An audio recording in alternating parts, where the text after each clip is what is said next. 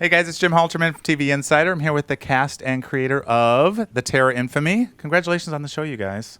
Thank you. Thanks for having us. Alex, tell me, when you set out to dive into this world, there's a horror element to it, but there's also a deeper story that I know George can talk to. But can you talk about just your approach to what you wanted the show to be? Yeah, the idea from the beginning was to use the vocabulary of Japanese ghost stories, or kaidan, and then the Japanese horror movies that were descended from it, like The Ring and The Grudge and Dark Water, those kinds of movies, as an analog for the terror of the historical experience. So hopefully, those feelings you get from watching your favorite scary movie, the sweaty palms or the heart beating fast, whatever it is, help you feel what the people who were living through the internment really felt, and hopefully build an empathy for them. Okay. And George, you're in the show, but I know you're also a consultant for good reason. Can you talk about your influence on the show and your story being a part of the show? Well, I was actually in 2 of those internment camps as a child.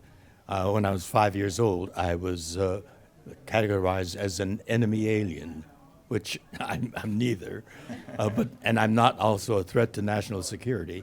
But that's what the government arbitrarily and randomly and recklessly characterized us, and so it's out of that this story that we tell came.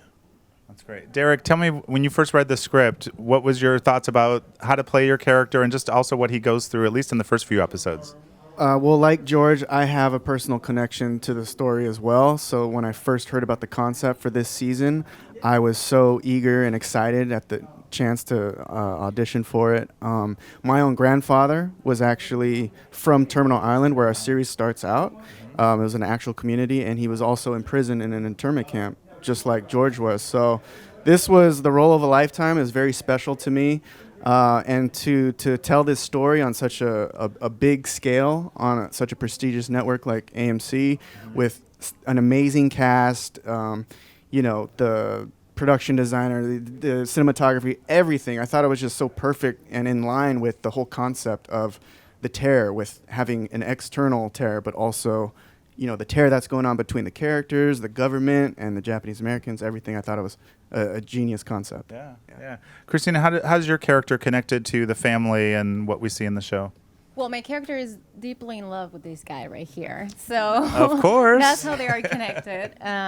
She obviously their love cannot be permitted because the 1940s you cannot mix races, and Luz is a Mexican American, and she's starting to become a nurse. She's starting to become a nurse, and then Pearl Harbor happens, and he goes away, and they try to figure out what to do with their love.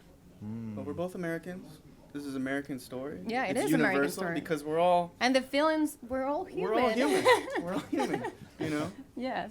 Okay. All right, Kiki, we know physically what you can bring to a show like this, but talk about the character you're playing and just acting the character. I play Yuko, who is a Japanese girl who moved to Terminal Island from Japan, who's like about 19 years old.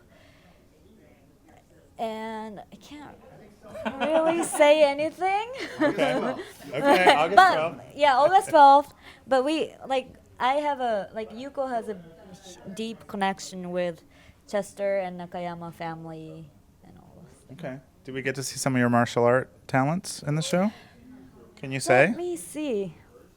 Maybe. Yeah, maybe. Yes.